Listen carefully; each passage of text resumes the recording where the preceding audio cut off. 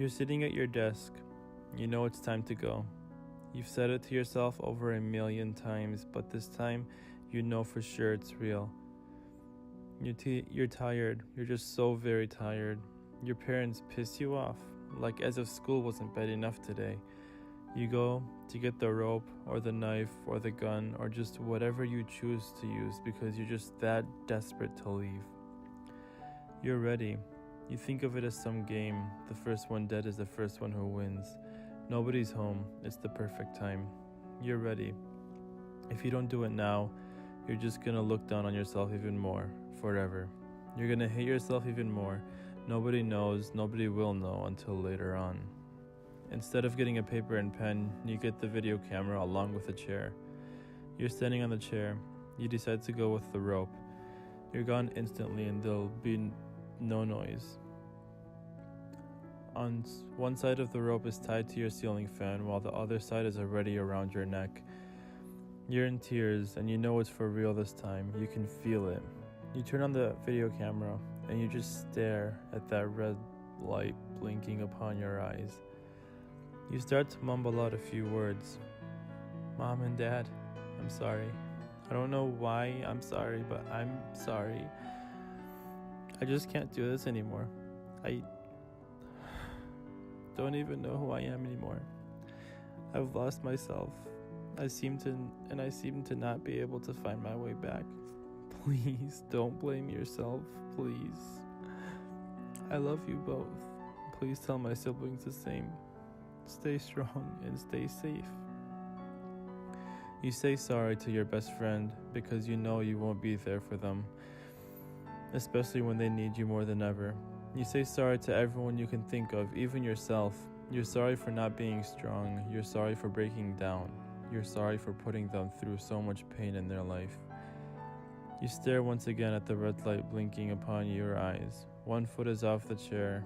Now as you begin to mouth the word, goodbye. You have the remote control to turn off the camera in your right hand. Your finger on the off button already. You click that button, and as soon as you see that light go off, you go off. Both feet are now off the chair. That chair is now on the floor. The room is filled with silence. You're dead. You're gone. There's no going back. Everything is over. You don't have to live in pain anymore. But everyone else will. What are your parents gonna think? What about your little brother or your little sister? What are they gonna do? You're gone. You're dead. There's no going back. You ended your life because that person you liked only thought of you as a friend. You ended your life because that one teacher was harder on you than anyone else in that class because she knew that you were the only one that is going somewhere in life. Your parents are home now. They call your name, telling you that they're home, just like they normally do whenever they get home. But something's different. You don't answer. They don't hear your voice and they get worried. You always answer. They come upstairs thinking you're sleeping or showering. Your mom opens your bedroom door and screams at the top of her lungs. She instantly passed out. Your little sister hears her and comes up after her. She screams, "Daddy, help!" She runs over to you, hitting your leg, begging you to wake up. Wake up, wake up, please stop, wake up. But you don't answer. You're not waking up. You're gone. You're dead. There's no waking up. There's no going back. Your dad comes running up and all he could do was stare. He watches his baby girl swing back and forth in a rope. He sees the video camera in the chair, but he doesn't move. He's stiff as a board. He cried. And your dad never cries. He picks up the phone and calls 911. He can barely get the words, "My daughter committed suicide," out of his mouth. He's in tears. Your little sister stares at your dad. He hangs up the phone and your sister jumps into your dad's arms, crying harder than ever. She's too young to understand completely, but she knows you're gone and she knows that you're never coming back. Everything is over. The cops finally arrive. They take your mom out of your room and they push your dad and sister out of your room.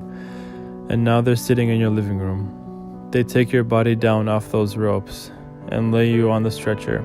They cover your body and out you go. Just like that, in a blink of an eye.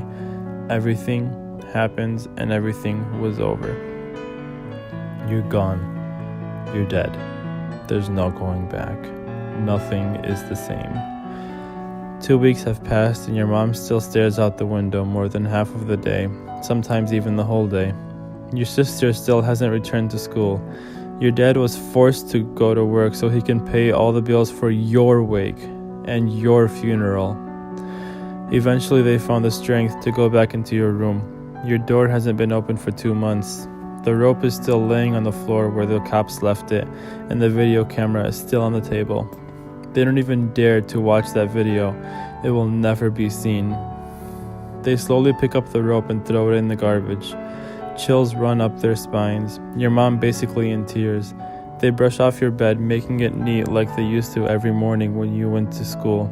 Your desk was empty.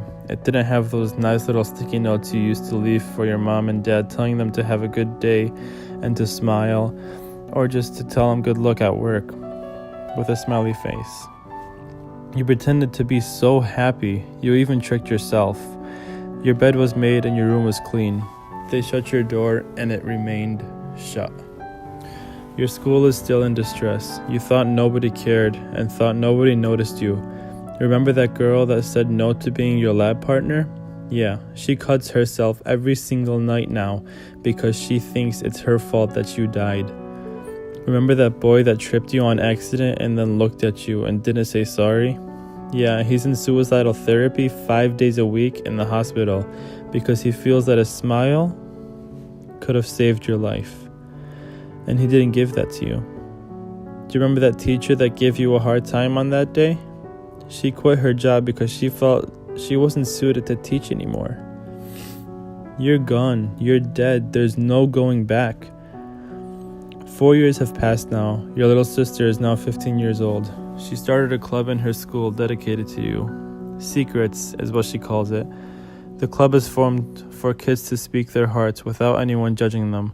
They can say anything they want to and talk about anything they needed to.